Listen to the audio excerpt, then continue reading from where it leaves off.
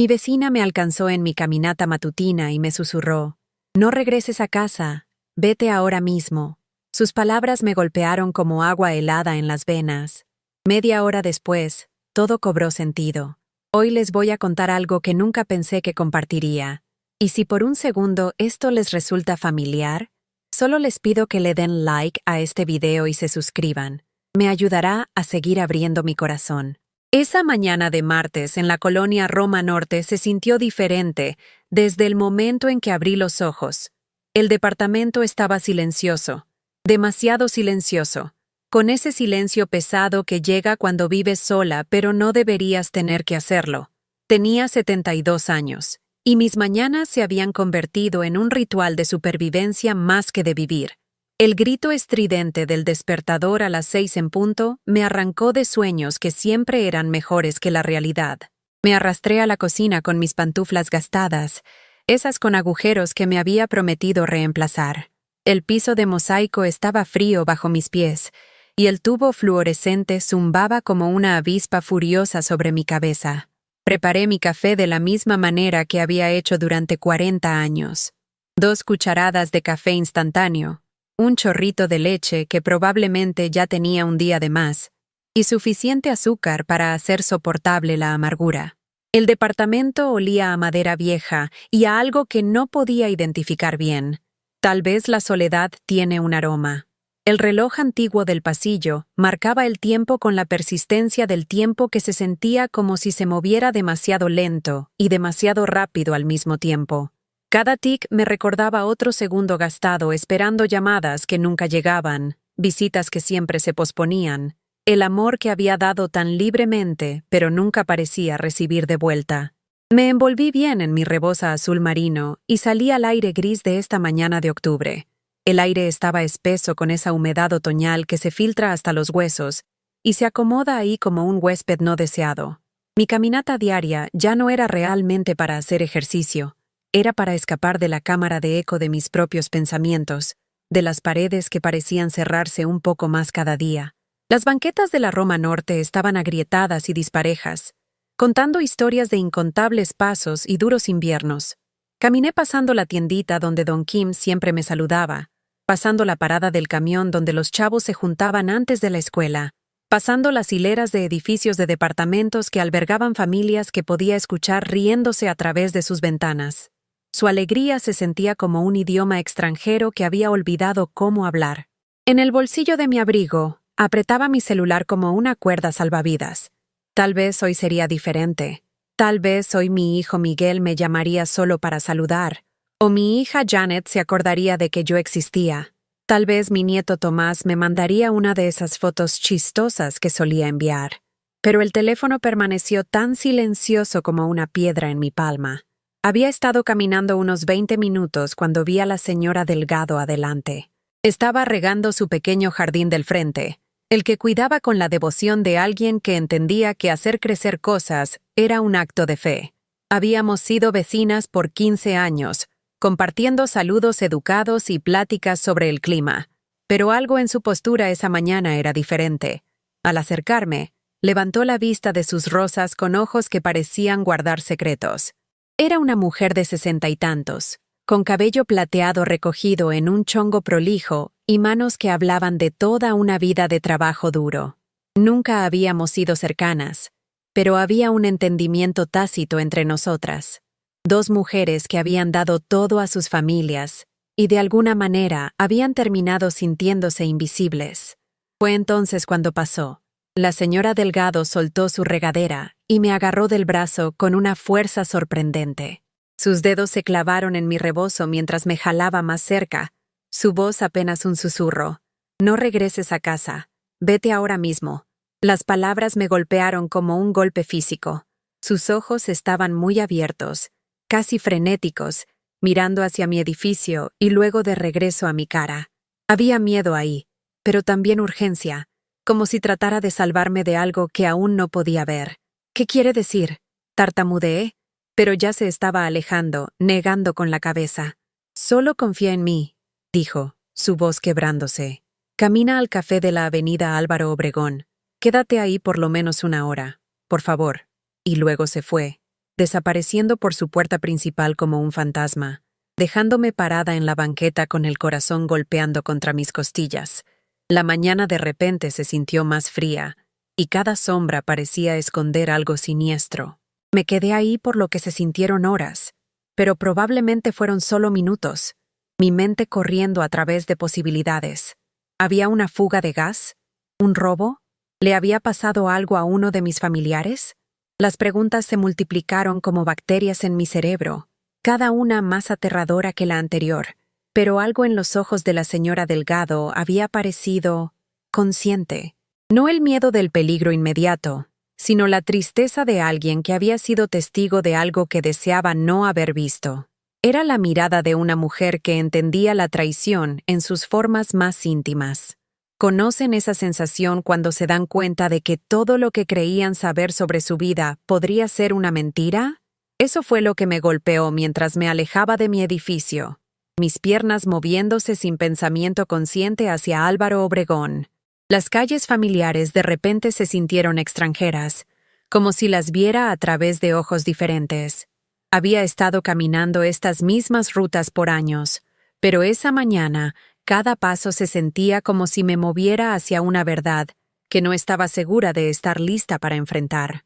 El peso de la advertencia de la señora Delgado presionaba sobre mis hombros como un abrigo pesado que no me podía quitar. El café que mencionó era un lugarcito llamado Café de la Roma, metido entre una tintorería y una farmacia. Había pasado por ahí cientos de veces, pero nunca había entrado.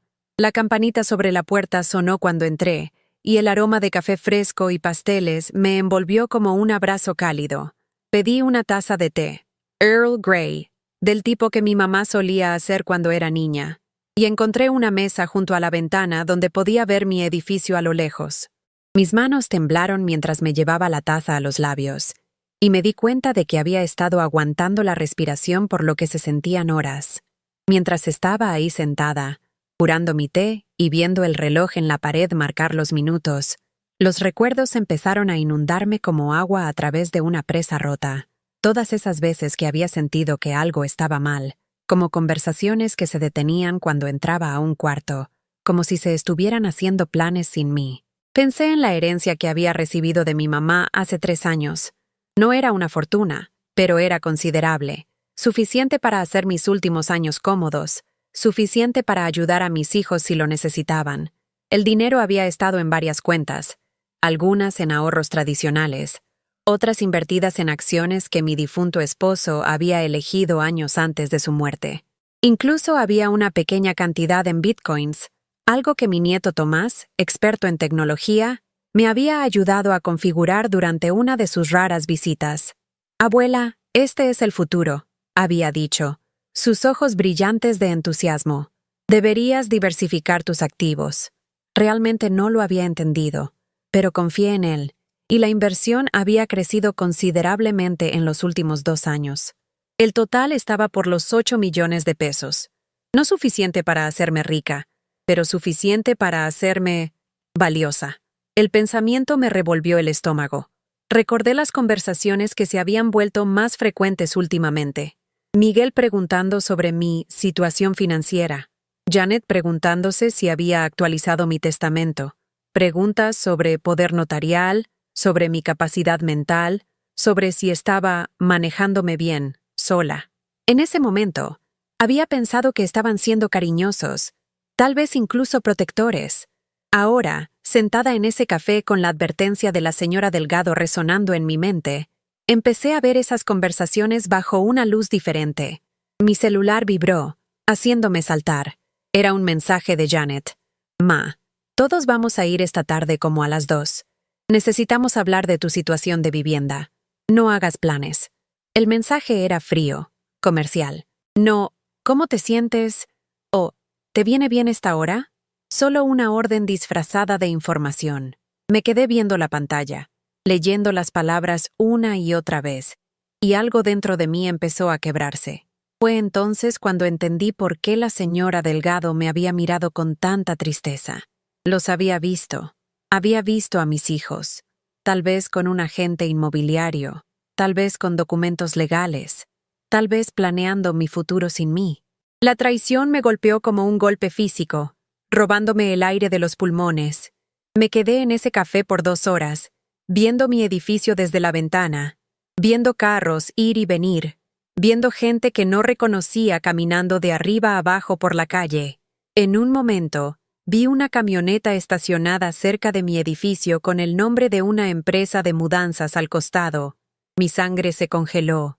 La joven camarera, una chica con ojos bondadosos y mechones morados en el cabello, debe haber notado mi angustia porque me trajo un refill gratis y una galletita pequeña de chispas de chocolate.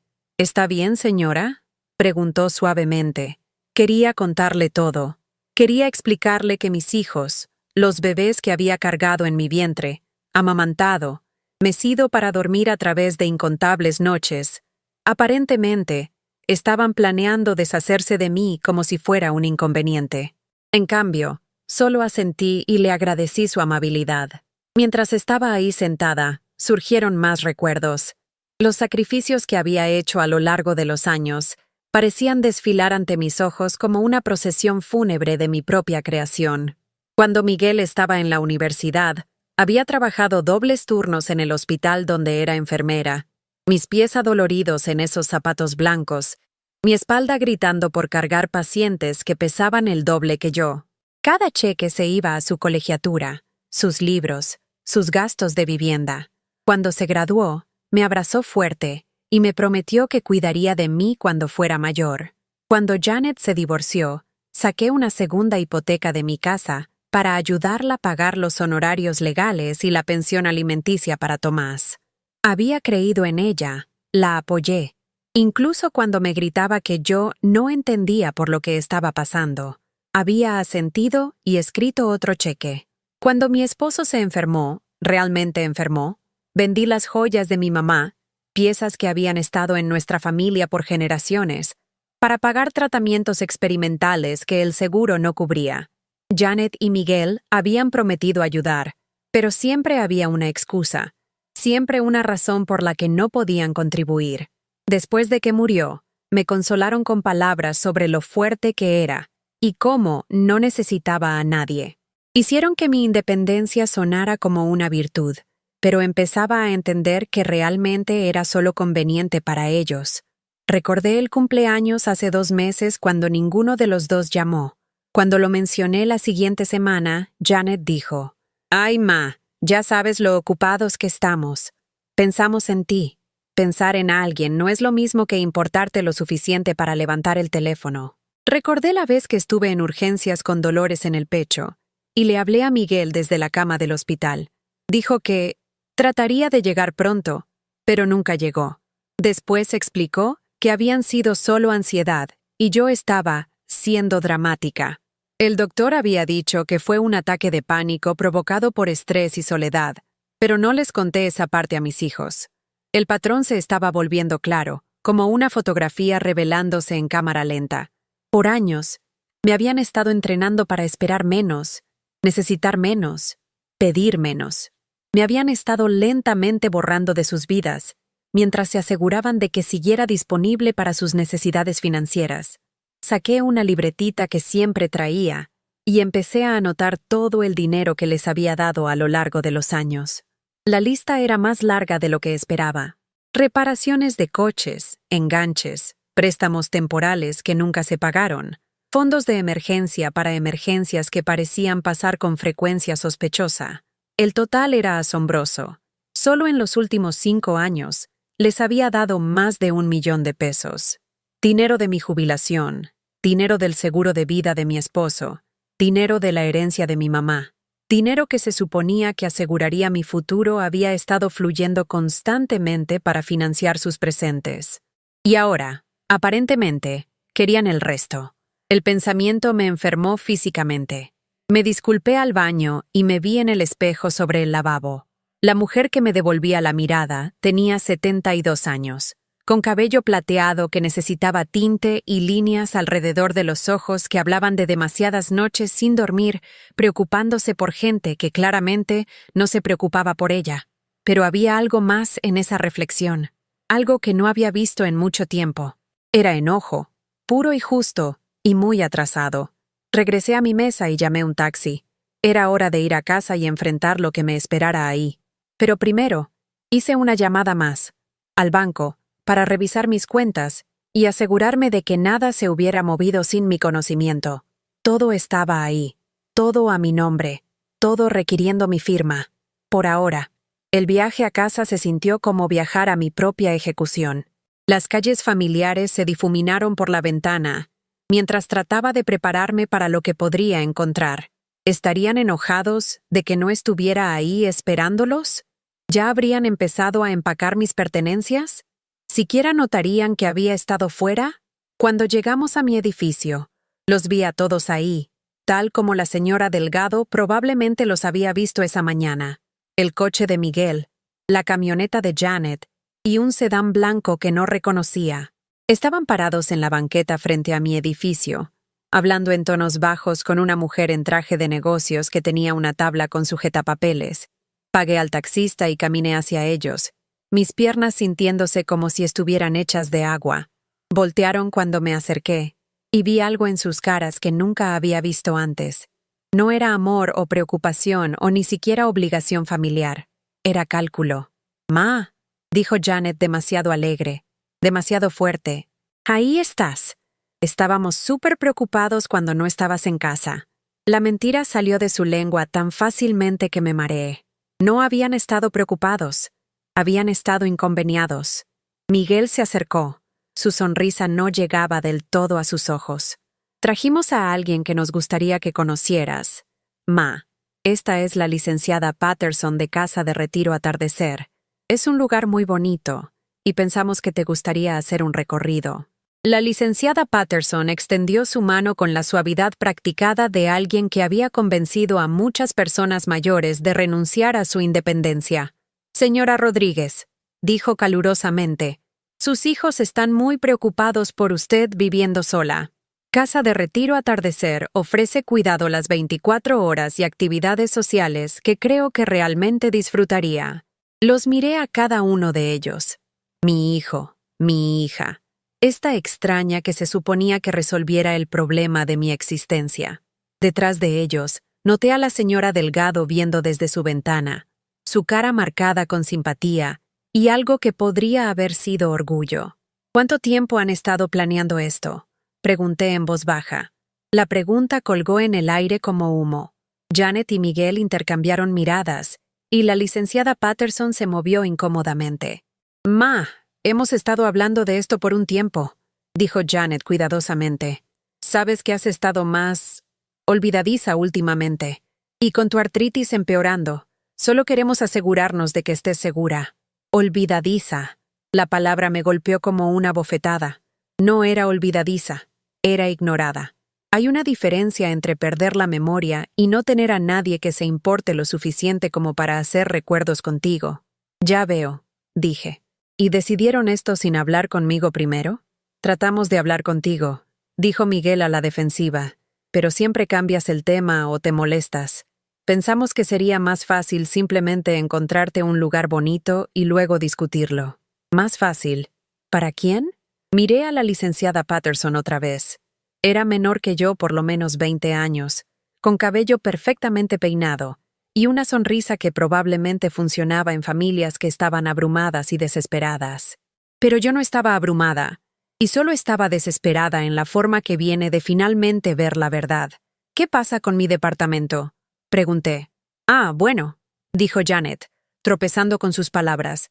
«Tendríamos que venderlo para pagar la instalación, pero no te preocupes por eso ahora. Solo vamos a ver el lugar primero». Ahí estaba, la verdad, desnuda y fea bajo la luz del sol de la tarde. Querían mi departamento, mis ahorros, mis activos. Querían almacenarme en algún lugar conveniente mientras liquidaban mi vida. «No», dije. La palabra salió en voz baja, pero aterrizó con la fuerza de un terremoto. Los tres me miraron como si hubiera hablado en un idioma extranjero. «¿No?», repitió Miguel. «No», dije otra vez, más fuerte esta vez. «No quiero hacer un recorrido de su instalación. No quiero vender mi departamento. No quiero tomar ninguna decisión hoy». La sonrisa de la licenciada Patterson falló. «Señora Rodríguez, entiendo que esto podría sentirse abrumador, Pero sus hijos realmente tienen sus mejores intereses en mente.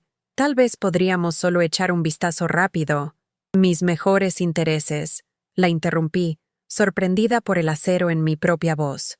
Serían que mis hijos me visitaran ocasionalmente, me llamaran solo para ver cómo estoy, me incluyeran en decisiones familiares en lugar de tomarlas sobre mí a mis espaldas. La cara de Janet se puso roja. Ma, estás siendo poco razonable. Sí te visitamos, sí te llamamos. ¿Cuándo? Pregunté. ¿Cuándo fue la última vez que llamaron? ¿Cualquiera de ustedes? ¿Cuándo fue la última vez que me invitaron a cenar? ¿O preguntaron cómo me sentía? ¿O pasaron una hora conmigo que no involucrara pedirme dinero? El silencio se extendió entre nosotros como un abismo. Pude ver a la licenciada Patterson aclarándose la garganta. Tal vez debería darles algo de privacidad para discutir esto en familia. Buena idea, dije. Gracias por venir, pero no necesitaremos sus servicios hoy. Empacó su tabla con sujetapapeles y materiales promocionales con la eficiencia de alguien que había sido despedida antes. Cuando su sedán blanco se alejó de la banqueta, sentí una pequeña oleada de satisfacción. Era la primera vez en años que había dicho no a algo que mis hijos querían, y la sensación era embriagante. Miguel se acercó más a mí, su voz tomando el tono que había usado cuando yo estaba siendo difícil sobre los gastos de su universidad o los costos de su boda o sus problemas hipotecarios. Ma, no puedes vivir sola para siempre. Te estás haciendo mayor y las cosas se van a poner más difíciles. Tratamos de ayudarte a planear para el futuro. ¿El futuro de quién? Pregunté. ¿El mío o el suyo? La pregunta dio en el blanco. Su cara se tensó, y vi un destello del enojo que usualmente mantenía escondido bajo su fachada de hijo preocupado. ¿Qué se supone que significa eso? Significa que sé del dinero, dije, sorprendida por mi propia audacia. Todo. Los préstamos que nunca se pagaron, las emergencias que siguieron pasando, el dinero de la herencia por el que han estado tan preocupados. La cara de Janet se puso pálida. Ma, nosotros nunca... ¿Nunca qué? ¿Nunca planearon ponerme en un lugar donde no pudiera manejar mis propios asuntos? ¿Nunca discutieron vender mi departamento? ¿Nunca calcularon cuánto valdría mi patrimonio? Las acusaciones colgaron en el aire como vapores venenosos. Pude ver en sus caras que cada palabra era verdad, y el conocimiento rompió algo dentro de mí que se había estado resquebrajando por años. ¿Saben qué es lo que realmente da tristeza? Continué, mi voz haciéndose más fuerte con cada palabra. No es que necesiten mi dinero. Es que se han convencido de que lo merecen sin tener que amarme realmente por él. La compostura de Miguel finalmente se quebró. Eso no es justo, ma. Claro que te amamos. ¿En serio? Pregunté suavemente. ¿Cuándo fue la última vez que disfrutaron pasar tiempo conmigo? ¿Cuándo fue la última vez que llamaron porque me extrañaban? No porque necesitaran algo. Las preguntas cayeron entre nosotros como piedras en agua quieta, creando ondas que se extendían hacia verdades incómodas que ninguno de ellos quería reconocer. Janet empezó a llorar, el tipo de lágrimas manipuladoras que habían funcionado en mí por 30 años. Ma, nos estás lastimando. Tratamos de cuidarte y nos haces sonar como gente terrible. Pero algo había cambiado dentro de mí. Las lágrimas que una vez me habrían hecho ceder, me habrían hecho disculparme, me habrían hecho escribir otro cheque y pretender que todo estaba bien. Ahora solo parecían lo que eran. Una actuación diseñada para hacerme sentir culpable por querer ser tratada con dignidad humana básica. Me voy arriba ahora, dije con calma. Necesito tiempo para pensar. Ma, espera, gritó Miguel detrás de mí. Deberíamos hablar más de esto. Deberíamos. Estuve de acuerdo. Pero no hoy. Y no con fechas límite y ultimátums y extraños con sujetapapeles. Caminé hacia la entrada de mi edificio, mis piernas más firmes de lo que habían estado en meses. Detrás de mí, pude escuchar a mis hijos susurrándose urgentemente entre ellos, sus voces tensas con frustración y algo que podría haber sido pánico. Mientras subía las escaleras a mi departamento, pensé en la señora Delgado viendo desde su ventana esa mañana. Había visto algo, tal vez el agente inmobiliario, tal vez el camión de mudanzas, Tal vez solo el cálculo frío en las caras de mis hijos mientras planeaban mi futuro sin mí. Pero también había visto algo más. Había visto a una mujer que valía la pena salvar, que valía la pena advertir, que valía la pena el riesgo de involucrarse en el drama familiar de una vecina. Por primera vez en años, alguien me había visto y había decidido que yo valía la pena proteger. Abrí la puerta de mi departamento y entré. El reloj antiguo seguía marcando. El aire todavía olía a soledad, pero algo fundamental había cambiado. Ya no era la misma mujer que había salido esa mañana apretando su teléfono y esperando migajas de atención de gente que la veía como un problema por resolver. Caminé a mi recámara y saqué la caja de madera donde guardaba papeles importantes. Actas de nacimiento, mi acta de matrimonio, el acta de defunción de mi esposo, estados de cuenta bancarios, portafolios de inversión, la escritura de mi departamento, prueba tangible de una vida vivida, de decisiones tomadas, de activos acumulados a través de décadas de trabajo y sacrificio. Al fondo de la caja estaba mi testamento, el que había actualizado después de la muerte de mi esposo. En él, había dejado todo a mis hijos por igual, confiando en que usarían su herencia para construir mejores vidas para ellos y mejores futuros para sus hijos. Ahora miraba ese documento y lo veía diferente. No era un regalo de amor. Era permiso para que esperaran a que yo muriera. Aquí terminaría la primera parte de mi adaptación cultural. ¿Te gustaría que continúe con el resto de la historia, adaptándola completamente al contexto mexicano con la misma profundidad y naturalidad?